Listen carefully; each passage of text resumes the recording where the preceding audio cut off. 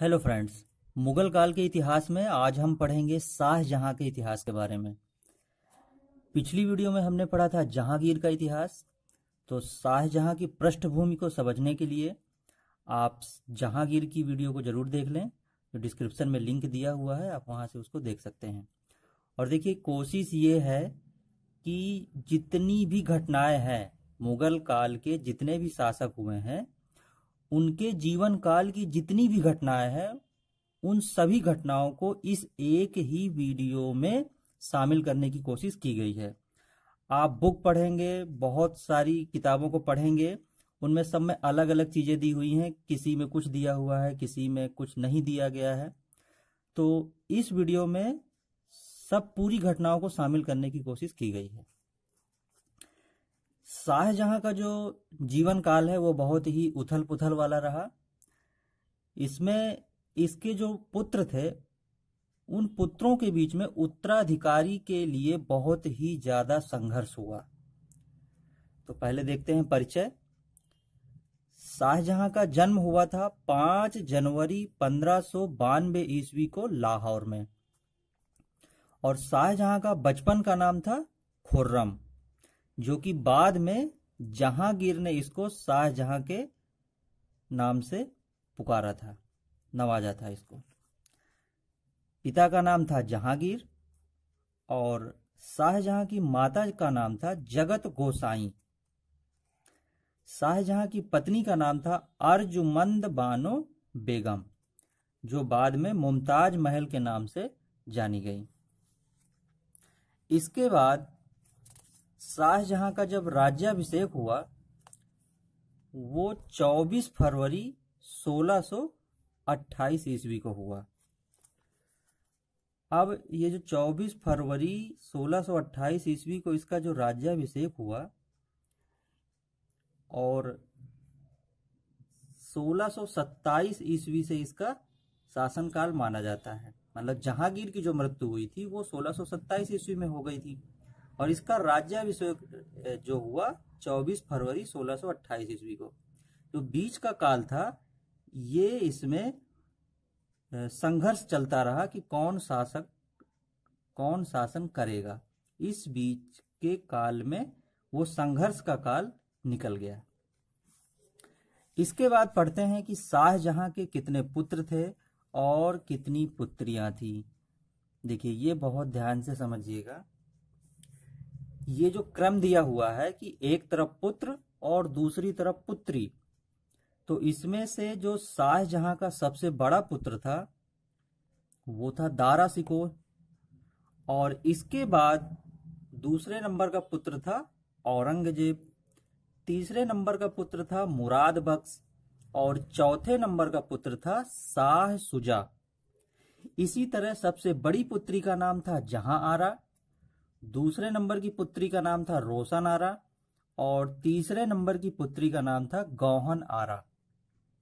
अब देखिए, इनका जो क्रम ये ऐसे दिया हुआ है, एक तो ये अपने उम्र के हिसाब से भी सबसे बड़े क्रम से दिए गए हैं नीचे की तरफ, और ये एक नंबर में भी आप ये समझिए कि दारा शिकोह को समर्थन किया था जहां आरा ने, और औरंगजेब को समर्थन दिया था रोशन आरा ने, और मुराद बख्श को समर्थन दिया था गौहन आरा ने, जबकि शाह सुजा को किसी ने भी समर्थन नहीं दिया था। तो इस प्रकार से ये इनके क्रम को भी आप समझिएगा। अब चलते हैं प्रारंभिक जीवन। शाहजहां का जो प्रारंभिक जीवन था, उसमें सबसे पहले बादशाह बनने से पूर्व शाहजहां ने मेवाड़ और अहमदनगर को जीत लिया था। यानी मेवाड़ से संधि कर ली गई थी और अहमदनगर को जीत लिया था। इसके बाद सन 1623 ईस्वी में शाहजहां ने विद्रोह कर दिया, लेकिन बाद में उसने जहांगीर से माफी मांग ली थी। जहांगीर की मृत्यु के बाद दरबारियों ने खुसरो के पुत्र दाबर बख्श को बादशाह घोषित कर दिया था। जो शाहजहां का दूसरा भाई था खुसरो, तो उसका जो पुत्र था दाबर बख्श, उसको बादशाह घोषित कर दिया गया था। फिर इसके बाद क्या हुआ कि शाहजहां के कहने पर आसफ खां ने सभी उत्तराधिकारियों की हत्या कर दी। आसफ खां कौन था? शाहजहां का ससुर था। तो शाहजहां के कहने पर आसफ खां ने सभी उत्तराधिकारियों की हत्या कर दी। यानी शाहजहां के शासन बनने में जितने भी रोड़े आ रहे थे, जितने भी इसके भाई थे, उन सभी भाई बंधुओं की आसफ खां ने सभी की हत्या कर दी। इसके बाद शाहजहां का आगरा में राज्याभिषेक हुआ। इसके बाद देखते हैं प्रारंभिक विद्रोह। शाहजहां के काल में प्रारंभिक विद्रोह कौन कौन से हुए? तो सबसे पहला विद्रोह हुआ था बुंदेलखंड का विद्रोह। इसमें देखिए, इसके जो बुंदेलखंड का विद्रोह में क्या है कि जो ये वहां का शासक था जूझर सिंह, तो उसने जो है विद्रोह कर दिया था।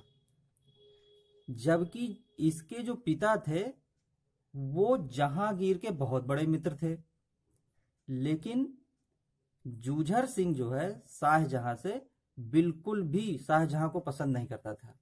तो उसने विद्रोह कर दिया था, बुंदेलखंड में विद्रोह हो गया था, जिसको शाहजहां द्वारा दबा दिया गया। और ये हुआ था 1628 ईस्वी से लेके 35 ईस्वी तक। इसके बाद दूसरा विद्रोह था खान जहां लोदी द्वारा। ये 1628 ईस्वी से 31 ईस्वी तक चला। इसमें वहां का जो एक अफगान सरदार था उसने विद्रोह कर दिया था, जिसकी शाहजहां ने 1631 ईस्वी में हत्या करवा दी। तो इस प्रकार से ये विद्रोह भी दब गया। इसके बाद है पुर्तगालियों से संघर्ष। पुर्तगाली क्या है कि अपना व्यापार चलाने के लिए हुगली पर अधिकार कर लिया था और वहां से अपना आधिपत्य जमाने के लिए अपना ही शासन, एक तरह से अपने नियम कानून चलाने लग गए थे। जब शाहजहां को यह पता चला कि पुर्तगालियों ने अपना कानून बनाना चालू कर दिया है, तो शाहजहां ने उस संघर्ष को दबा दिया और 1632 ईस्वी में हुगली पर अधिकार कर लिया। इसके बाद है साम्राज्य विस्तार। साम्राज्य विस्तार में सबसे पहले है दक्षिण का अभियान। इस अभियान में सबसे पहले अहमदनगर को जीता 1629 ईस्वी से 1636 ईस्वी में। इसके बाद गोलकुंडा 1636 ईस्वी में संधि हो गई। फिर बीजापुर को 1636 ईस्वी में उससे भी संधि हो गई। तो इस प्रकार से जो 3 अभियान हैं ये शाहजहां के दक्षिण के अभियान थे। इसके बाद एक बहुत ही इंपॉर्टेंट घटना होती है। एक फारस का व्यापारी रहता है जो गोलकुंडा का वजीर बन जाता है। उसका नाम है मीर जुमला। अब ये जो मीर जुमला है उसने शाहजहां को कोहिनूर का हीरा उपहार में दिया था। ये एग्जाम में बहुत ज्यादा पूछा जाता है, इसको नोट कर लीजिएगा कि किसने शाहजहां को कोहिनूर का हीरा दिया था। तो मीर जुमला ने दिया था। और मीर जुमला कौन था? ये पहले फारस का व्यापारी था जो बाद में गोलकुंडा का वजीर बन गया था। इसके बाद है कंधार।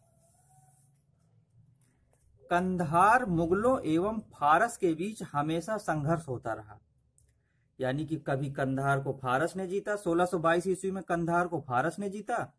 फिर 1628 ईस्वी में कंधार मुगलों के अधीन हो गया और फिर 1648 ईस्वी में पुनः फारसों के अधीन हो गया। तो इस प्रकार से कंधार के बीच में हमेशा लड़ाई चलती रही, कभी मुगलों के बीच में, कभी फारसों के बीच में। इसके बाद है प्रमुख निर्माण।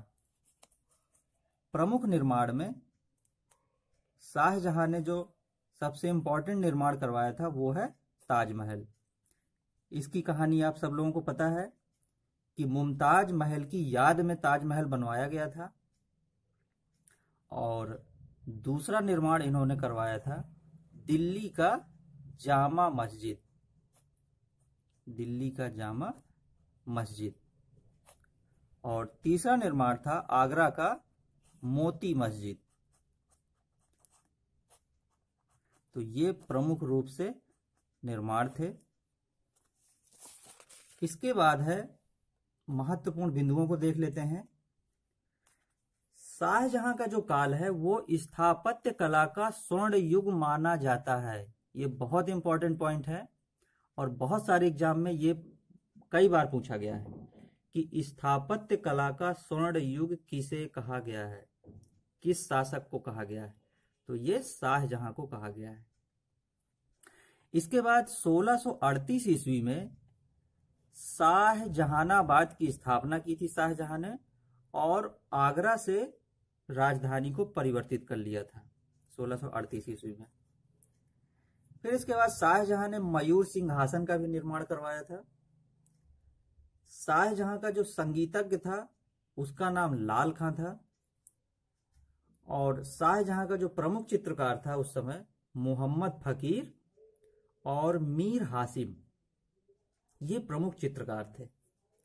इसके बाद इंपॉर्टेंट पॉइंट है शाहजहां के शासनकाल में उत्तराधिकार का युद्ध। ये बहुत ही शाहजहां के जीवन में संघर्ष के वो बन के आए, मतलब कि शाहजहां का जो संकट का काल है वो यहां से स्टार्ट हुआ। पहला है बहादुरपुर का युद्ध 1658 ईस्वी में। इसमें क्या है कि शाहजहां का जो बड़ा पुत्र था दारा शिकोर, उसको शाहजहां अपना उत्तराधिकारी बनाना चाहता था, लेकिन औरंगजेब था जो शाहजहां का दूसरा पुत्र, वो खुद अपना शासन जमाना चाहता था। तो उसने जो है अपने शासन जमाने के लिए दारा शिकोह से कई बार युद्ध किया और दारा शिकोह को पराजित करके अपना खुद शासक बन बैठा। तो पहला युद्ध है बहादुरपुर का युद्ध, जो कि 1658 ईस्वी में हुआ था। इसमें दारा शिकोह ने शाह शुजा यानी कि अपने ही भाई को पराजित किया था। फिर इसके बाद है धर्मत का युद्ध। ये हुआ था 15 अप्रैल 1658 ईस्वी में। इसमें औरंगजेब ने दारा शिकोह को पराजित किया। फिर है सामूगढ़ का युद्ध 29 मई 1658 ईस्वी में। इसमें भी औरंगजेब ने दारा शिकोह को पराजित किया। फिर है देवराई का युद्ध। इसमें भी ये मार्च 1659 ईस्वी को हुआ था, और इस युद्ध में भी औरंगजेब ने दारा शिकोह को पराजित किया, और ये दारा शिकोह की अंतिम पराजय थी।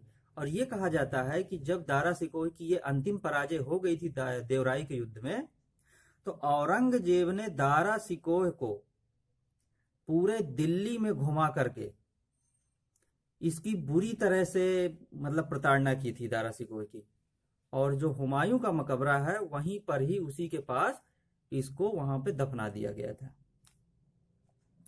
इसके बाद अंतिम 8 वर्ष शाहजहां ने एक बंदी के रूप में व्यतीत किए। औरंगजेब ने लास्ट के अंतिम के वर्षों में, अंतिम 8 वर्षों में शाहजहां को एक बंदी के रूप में जो है उसको कैद कर लिया, और फिर अपना खुद जब दारा शिकोह को पराजित कर दिया तो अब उसके बीच में कोई नहीं रह गया, और फिर खुद जो है अपना वो शासन चलाने लगा। इसके बाद शाहजहां की मृत्यु 1666 ईस्वी में हो जाती है। इस प्रकार से शाहजहां का ये पूरा घटनाक्रम हुआ। आगे की वीडियो को देखने के लिए चैनल को सब्सक्राइब कर लीजिए और बेल आइकन प्रेस कर लीजिए, जिससे आपको वीडियो समय से प्राप्त हो सके। थैंक्स।